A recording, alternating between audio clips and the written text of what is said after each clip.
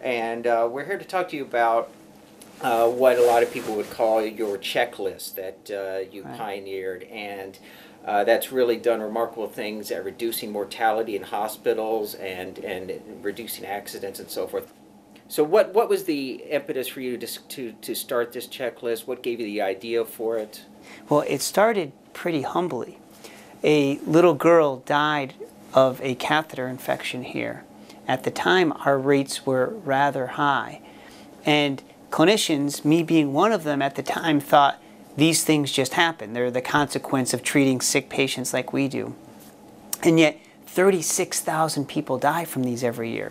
And we packaged a program. We went to the Centers for Disease Control, who makes guidelines. Right. And they had an elegant and a scholarly guideline, but it was 200 pages long. I can't use it as a practicing clinician, as you know. So we culled out from that a 5-item checklist. And when we looked, we were only doing those things 30% of the time. Now, people would criticize you, say that's too simplistic, but you're a PhD MD. How did you decide what to take from that? Well, what we did is we went through the guideline with a lens of an epidemiologist researcher and as a practicing doc, and try to say which things are going to work, which have the strongest evidence and which are the easiest to use, because you have to find that balance. So you were doing literature searches and using evidence to help guide you. That's exactly right. And the guideline summarizes that evidence, but what it did was it recommends 90 things. Right, it's impossible to do 90 things at once. So what we said was, let's pull out what's most important. And that practical approach of prioritizing really hasn't been infused into practice guidelines yet. Why don't you tell me right now those 5 things? Can you tell me what those Absolutely. are? So they are, and they're simple. They are: wash your hands, clean your skin with the soap called chlorhexidine, as opposed to betadine, avoid placing catheters in the groin, use full barrier precautions, which means cover yourself and the patient, and then importantly, ask every day if I still need this catheter, because they do good, they have benefit, but they also have risks, and when the risks exceed the benefit, we need to get them out. Okay, so that's easy to come up with an idea. Now, to actually implement that, what kind of hurdles was it? Was it IRB issues? How did you actually, where did you first test it? Here in this hospital? Matter of fact, it's right in this ICU where we're standing. Okay. So it was amazing. When we looked, we were doing those things. I was doing those things 30% of the time. And I certainly didn't want to hurt people. So nurses speak up. Doctors, we have permission to forget to wash our hands. We're human. But we don't have permission to needlessly put patients at risk. So if you forget, it's okay.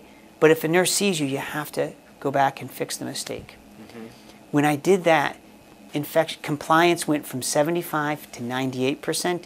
Infection rates went down from 5 to 2. What type of a study are you listing this first pilot study? How long was it? How many patients was it? This was a cohort study over about a year, and about a year. And then what happened next? A whole different institution in Michigan, right? Well, we did 1/3 part of this science of safety. So we standardized with a cart, we got the checklist, and then what we call learn from our mistakes. We started investigating every infection as a defect and found out what happened. We found out, for example, half of the infections were from catheters placed in the operating room or in the emergency department, but we hadn't brought our checklist there yet, so we did.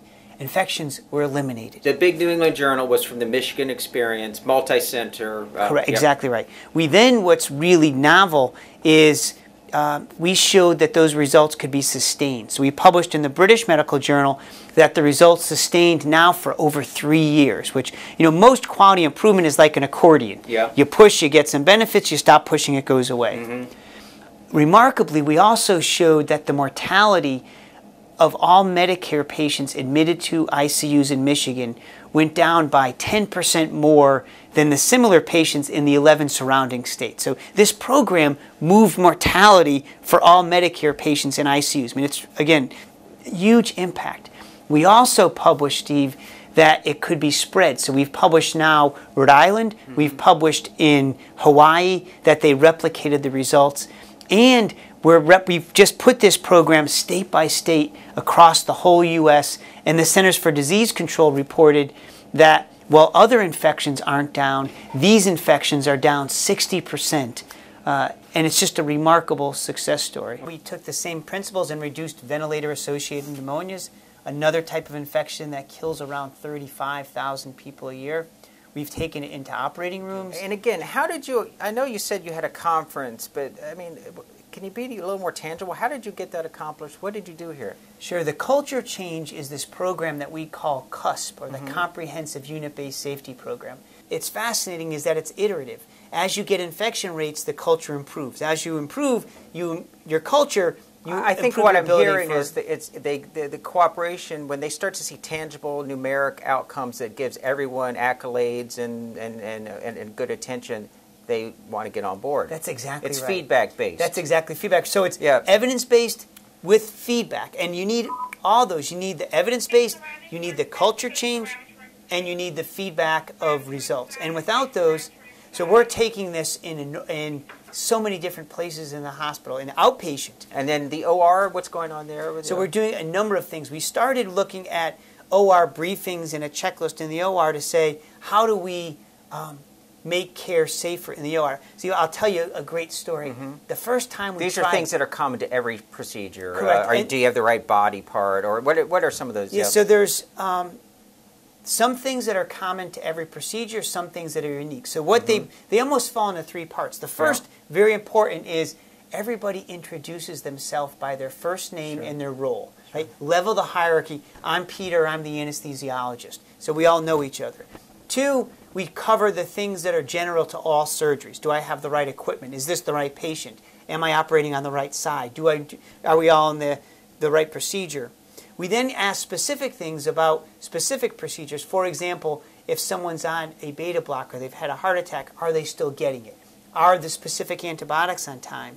And then the last thing we ask, which there's good science for, is just your gut. What are you worried about? And we ask the question, if something were to go wrong, what would it be and how would we defend against it? And everybody's perspective is taken. So the surgeon might say, I'm really worried about the tumors up against a big blood vessel, I might get bleeding. The anesthesiologist would say, okay, great, I'll make sure I get blood available. Okay. The anesthesiologist may say, I'm worried about this patient has really bad diabetes and I'm trying to control it. Or the nurse might say, I'm worried about we may not have the right supplies. So we all put that together. And it's been, then it went to the World Health Organization, and there was a large study that a group at Harvard led to show that its use was associated with some reductions in What was the outcome? Complications in general, or a specific surgical complication? So in that study, they looked at mortality and a variety of different specific complications. Wow, overall mortality, that's an important endpoint. They actually got reduced mortality. Right. Wow, okay. And well, it varied. Some of the sites had no change in mortality. Some of the sites, the third world countries, had lower mortality. The U.S. ones, wrong. The horror stories that make the press, amputating the wrong leg, leaving an instrument in, have those been reduced? There's anecdotes of that. The problem is they're so rare that you would need an enormously large study to show that you actually reduce those. Okay. Infection rates went down, and certainly I'll give you an example here. One of the things we did is we need to give antibiotics before surgery, and there's certain antibiotics that go with specific surgeries. Right.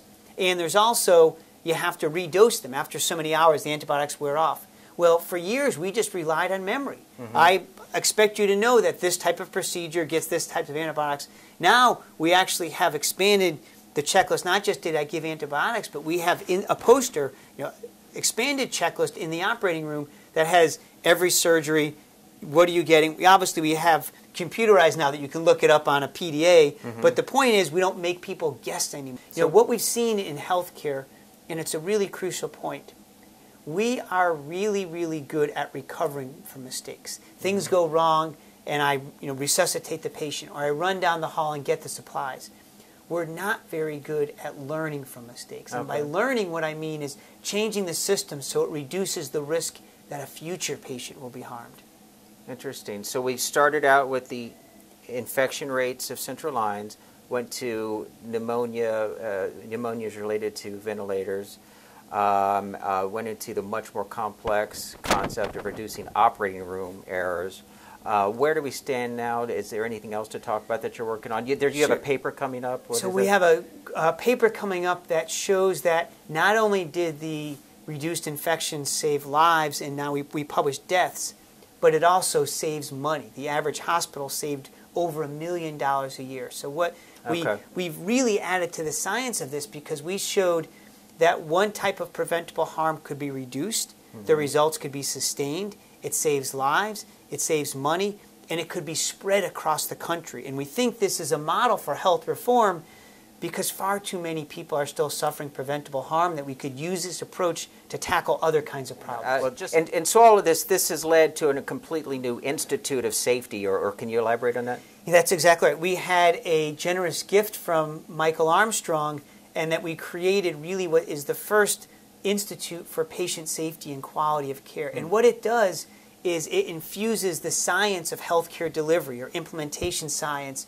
with the practice of medicine. And those haven't really been linked together. So the Institute includes not just clinicians and epidemiologists, but human factors engineers and psychologists and sociologists and our colleagues in the School of Public Health. How many medical centers have adopted this now, would you say? So we've put this program in across the U.S. in well over 2,000 or 3,000 hospitals. That's a lot. So they're doing it, and as I mentioned, for these types of infections, they're down 60%. Yep. The challenge, Steve, is the evidence suggests that other types of harms haven't budged. Yeah. So what I think we have is the model works when it's done, again, with the checklist of evidence, the culture change, and the measurement and feedback of valued results. But we have to take that model now and apply it to these other. Well, thank you very much for your time. Yes, thank you. Fascinating to meet you. Enjoyable. Thank you very much. Right. Thank you.